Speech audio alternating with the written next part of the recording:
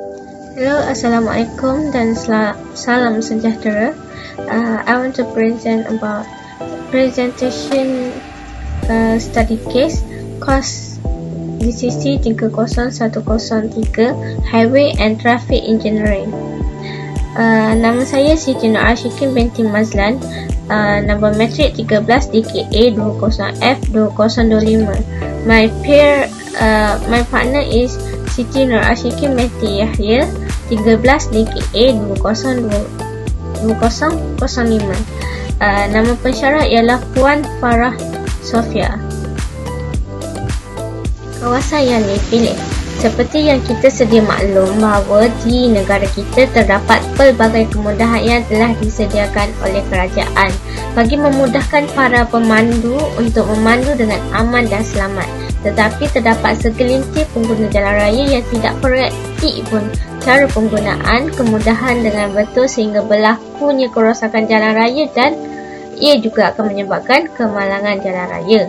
Kemudahan yang disediakan oleh kerajaan ini perlulah digunakan dengan sebaik mungkin oleh para pengguna jalan raya, iaitu pemandu kereta, pemandu bas, pemandu teksi dan lain-lain. Setelah kami sebulak suara untuk memilih tempat yang kami kaji, iaitu kami memilih satu kawasan atau jalan yang sentiasa diguna ramai oleh itu kami memilih Lebuh Raya Pantai Timur. Antara sebab kami telah memilih tempat tersebut adalah kerana kami mendapati bahawa terdapat beberapa faktor yang wajar dibincangkan kerana tempat tersebut kemungkinan besar akan berlakunya kemalangan oleh sebab kemudahan jalan raya yang tidak diselenggara dengan cermat dan betul. Ia juga kawasan yang kami pilih adalah sebab terlalu banyak berlakunya kemalangan di kawasan yang dipilih. Lebuh Raya Pantai Timur, ia juga dikenali sebagai LPT2, iaitu kawasan yang diiktiraf sebagai penyumbang kemalangan di Malaysia. Di sini terdapat dua akhbar, iaitu daripada BH Online dan Astro Awani Online. Di sini mempunyai banyak bukti bahawa LPT2 terdapat mempunyai kadar yang tertinggi untuk berlakunya kemalangan. Pendahuluan. Definisi kemalangan, iaitu kemalangan merujuk kepada turutan kejadian yang berlaku secara tidak sengaja dan tidak dirancang, sering kali tanpa sengaja. Poin kedua iaitu berlaku disebabkan gabungan beberapa sebab, iaitu perbuatan tidak selamat atau keadaan tidak selamat. Poin ketiga juga boleh mengakibatkan beberapa kesan buruk seperti kecederaan fizikal kepada individu, kerosakan harta benda, kejadian nyaris dan kerugian. Keempat, sekiranya perkara tersebut dapat dikenali, pasti akan diambil tindakan sebelum ia berlaku. Kemungkinan kemalangan dapat dielakkan. Di sini memaparkan purata kemalangan mengikut jenis kenderaan di Malaysia pada tahun 2007 hingga 2010. Di sini mempunyai peratusan bagi motosikal, teksi, basikal, bas, van, lori dan kereta. Faktor berlakunya kemalangan jalan raya, iaitu reka bentuk jalan. Struktur jalan yang tidak sesuai untuk kenderaan. Contohnya, struktur jalan yang rosak akibat berat kenderaan melebihi kapasiti sama ada kerana jumlah trafik yang banyak atau jalan digunakan oleh kenderaan lebihan muatan. Sebagai contoh, laluan yang sering digunakan untuk kenderaan ringan seperti kereta, motosikal atau van digunakan oleh kenderaan yang mempunyai muatan berat seperti lori. Yang kedua, struktur jalan yang sempit. Keadaan jalan yang sempit juga memberi pengaruh kepada berlakunya kemalangan jalan raya kerana jalan raya yang tidak mempunyai lampu isyarat menyukarkan pengguna untuk menukar laluan menyebabkan berlakunya kesesakan. Yang ketiga, struktur jalan raya yang lama. Struktur jalan yang terdapat pengikisan ataupun leveling jalan amatlah bahaya pada waktu hujan apabila brek ditekan menyebabkan kenderaan masih bergerak kerana jalan yang licin menjadikan kenderaan hilang kawalan.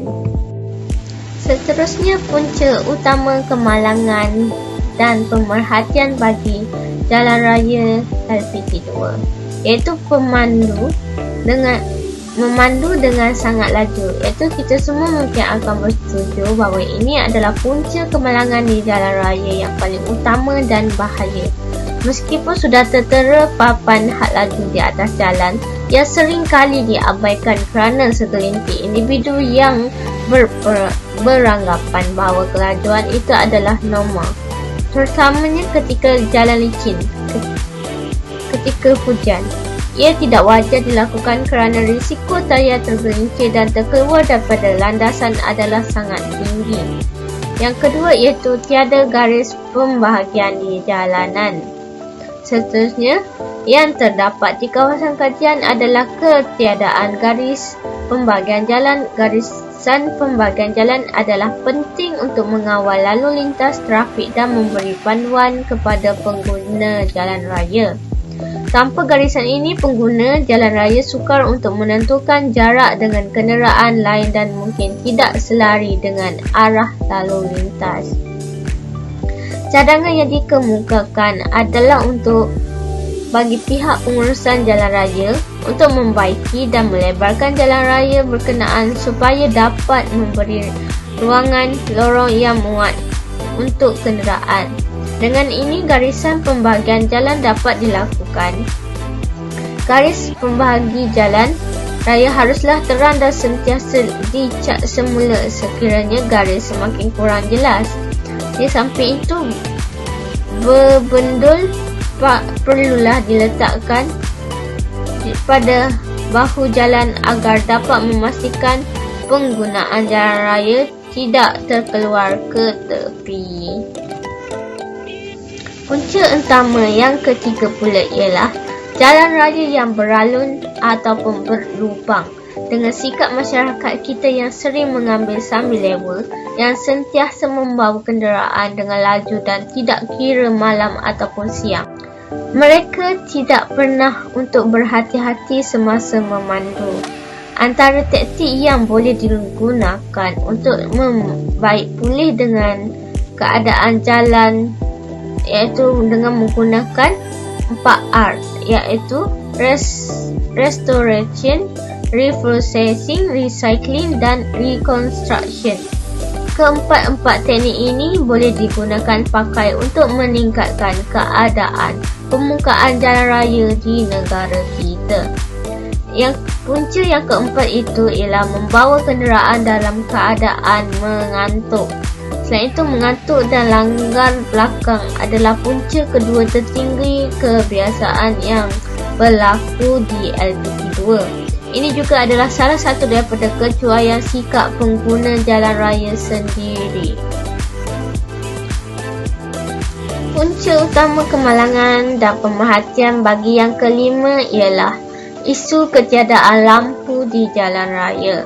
Akhir sekali, LPG2 mempunyai kawasan-kawasan yang tertentu yang tidak mempunyai lampu jalan yang boleh menyebabkan kebanyakannya pemandu tidak dapat melihat dengan jelas jalan di hadapan sekiranya ada haiwan atau binatang buas melintas di hadapan.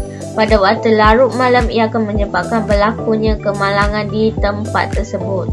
Selain itu, pemandu juga tidak akan dapat melihat kawasan-kawasan yang berlubang.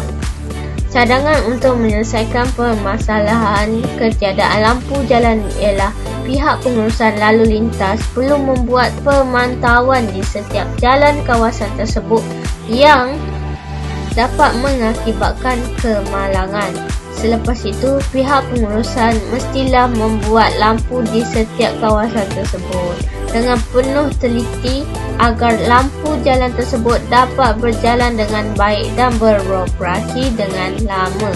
Dengan adanya lampu jalan tersebut, keselamatan jalan akan lebih terjamin. terhadap pengguna-pengguna jalan raya di LPT 2. Kerosakan jalan raya. Yang pertama, pothole adalah satu kerosakan jalan raya yang kita kebiasaannya nampak di permukaan jalan raya. Ia berbentuk seperti tekanan kecil yang berlaku di atas permukaan jalan raya yang berbentuk seperti mangkuk di atas permukaan turapan. Ya, kebiasaannya berlaku kerosakan seperti ini boleh menyebabkan kemalangan jalan raya yang teruk kerana ia terdapat penyumbang kepada kehilangan kawalan kepada pemandu. Kerosakan yang serius boleh terjadi apabila pemandu memandu di lopak dan lubang pada kelajuan yang tinggi. Secara amnya, lubang-lubang yang terhasil di atas jalan raya ini berpunca daripada fatigue cracking. Jika retakan ini berlaku di permukaan jalan dan tidak diselenggara dengan kadar segera, maka kenderaan-kenderaan yang menggunakan jalan tersebut akan memburukkan lagi keadaan permukaan jalan raya. Cadangan untuk membaiki kerosakan pothole adalah dengan menggunakan teknik overlaying, iaitu teknik ini adalah satu proses untuk mengisi lubang-lubang jalan dengan mengendali terlebih dahulu yang turapan yang mengalami masalah lubang yang lebih dalam. Penampalan ini membantu permukaan jalan raya agar lebih kemas dan rata, manakala ia juga membantu air yang mengalir tidak lagi masuk ke ruang-ruang jalan yang dapat melemahkan ikatan turapan tersebut. Kerosakan jalan raya yang kedua iaitu longitudinal cracking. Iaitu kerosakan ini adalah retakan yang berbentuk selari pada tengah garis jalan. Kebiasaannya longitudinal cracking ini mempunyai panjang sehingga 1 hingga 2 meter panjangnya. Kegagalan penampungan turapan jalan untuk menampung kenderaan yang menggunakan jalan tersebut menyebabkan rekahan pada jalan. Rekahan yang terhasil di atas permukaan jalan tersebut mengalurkan pergerakan air masuk ke dalam rekahan tersebut, menyebabkan kegagalan dalam mengekalkan kekuatan jalan tersebut.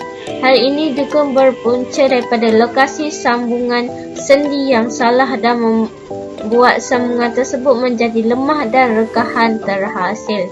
Sendi yang terdapat dalam turapan kemungkinan tidak dapat menyebabkan turapan jalan raya menjadi lemah. Cara untuk membaik pulih jalan ini adalah jalan tersebut perlu menggunakan teknik crack sealing, seperti mana teknik yang sama digunakan untuk membaiki masalah bagi kerosakan edge cracking, tetapi kita hendaklah mengenal pastikan ukuran rekahan tersebut dahulu. Kerosakan jalan raya yang ketiga iaitu joint reflection cracking. Joint reflection cracking adalah salah satu keretakan pada lapisan turapan yang fleksibel, iaitu keretakan berlaku secara langsung di atas sendi turapan tegar yang mendasari. Keretakan ini terdiri daripada sendi tidak termasuk retakan pantulan yang terjadi dari sendi yang mendasari atau dari jenis asas yang lain. Keretakan ini berlaku disebabkan oleh pergerakan papan turapan tegar di bawah permukaan HMA. Hal ini kerana perubahan haba dan kelembapan yang berlaku. Umumnya tidak berlakunya beban namun permuatan dapat mencepatkan kemerosotan. Cara membaiki joint reflection cracking ini bergantung kepada keparahan dan tahap keretakan yang berlaku. Jika retakan rendah ialah lebar kurang daripada 1/2 inci, retakannya jarang. Untuk mencecah retakan tersebut ialah memasukkan kelembapan ke bawah tanah melalui celah-celah retakan dan memusingkan bahagian tepi retakan lebih jauh. Secara amnya, sendi turapan yang tegar akhirnya akan terpantul melalui lapisan HMA tanpa penyediaan permukaan yang betul. Bagi retakan tinggi pula ialah lebar lebih besar daripada 1/2 inci dan mempunyai banyak retakan. Cara pembaikiannya ialah mengeluarkan lapisan atas dan yang retak tersebut dan menggantikan dengan lapisan penyediaan turapan tegar yang baharu. Nama saya Siti Nur Asyik Mati Yahya, Tuan Buka Matrik 13 KKA 20F 2005. Saya akan membentangkan tentang penentuan pemeriksaan jalan yang rosak dan jenis penyelenggaraan. Penyelenggaraan berkala. Yang pertama, ini termasuk aktiviti yang dijalankan pada selang masa beberapa tahun untuk memelihara integriti struktur jalan. Untuk membolehkan jalan itu membawa increased axle loading. Kategori biasanya mengecualikan karya yang menukar geometri jalan dengan melebarkan atau penjajaran semula. Kerja-kerja penyelenggaraan berkala terdiri daripada yang pertama, kerja-kerja penyelenggaraan pencegahan iaitu menaik taraf jalan, pembentung longkang atau cerun ke mencegah banjir, tanah runtuh dan juga membersihkan bahaya untuk meningkatkan keselamatan jalan. Yang kedua, pengukuhan turapan jalan iaitu penurapan semula, pengendap semula, tindaan, pelebaran dan pembinaan semula turapan. Dan yang ketiga ialah pembaikan, penggantian dan pemasangan perabot tepi jalan, longkang, pembentung dan cerun serta pagar. Seterusnya, penyelesaian dan kaedah. Cara menyelesaikan masalah, pilih kaedah yang sesuai sahaja melingkupi penyelenggaraan lubang berlubang, penyelenggaraan bahu jalan, penyelenggaraan perabot jalan dan lain-lain. Yang pertama, pemasangan lampu jalan. Memasang lampu jalan di kawasan pedalaman yang sering berlakunya kemalangan bertujuan untuk memastikan setiap pemandu dapat melihat jalan dengan jelas bagi mengelakkan berlakunya kemalangan yang disebabkan oleh haiwan yang melintas secara tiba-tiba. Yang kedua, melebarkan jalan, iaitu dengan memperbesarkan laluan supaya jalan tersebut sesuai untuk kenderaan muatan berat dan kenderaan lain lalu dengan selamat. Langkahnya ialah dengan memasang kun keselamatan, papan tanda amaran, penghalang plastik serta menyediakan laluan alternatif atau lencongan kepada para pengguna yang ingin menggunakannya. Yang ketiga, penutupan retakan. Dengan menutup retakan pada turapan dan melindungi tapak jalan daripada dimasuki air. Langkah kerja ini dilakukan dengan membersihkan dan mengisi retakan dengan campuran bubaran atau slurry mixture atau bitumen dan ditupan pasir. Penyelenggaraan ini memanjangkan tempoh jalan sebelum kerja membaik pulih penuh dijalankan. Yang keempat ialah pemasangan kamera litar tertutup. Untuk memudahkan para pengguna mengenal pasti punca kemalangan. Contohnya, punca berlakunya kemalangan di kawasan tersebut adalah kerana pengguna tidak mematuhi hal laju yang ditetapkan. Yang terakhir ialah dengan memasang papan tanda amaran.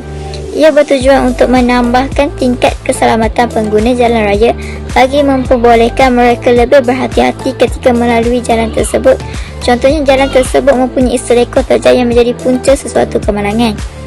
Dengan memasang papan tanda yang besar dan mudah difahami serta tidak menggunakan warna berlatar belakangkan semula jadi seperti warna hijau, mungkin menyenangkan para pengguna mengenal pasti keadaan jalan tersebut. Kesimpulannya, setelah kami melakukan kajian di LPT2, kami telah berpeluang untuk mengenal pasti pelbagai jenis kerosakan jalan raya dan mencari cara penyelenggaraan yang sesuai dengan setiap jenis kerosakan. Kami turut mempelajari proses kerja untuk melakukan penyelenggaraan. Kami juga dapat memahami kepentingan kejuruteraan jalan raya dalam kehidupan seharian.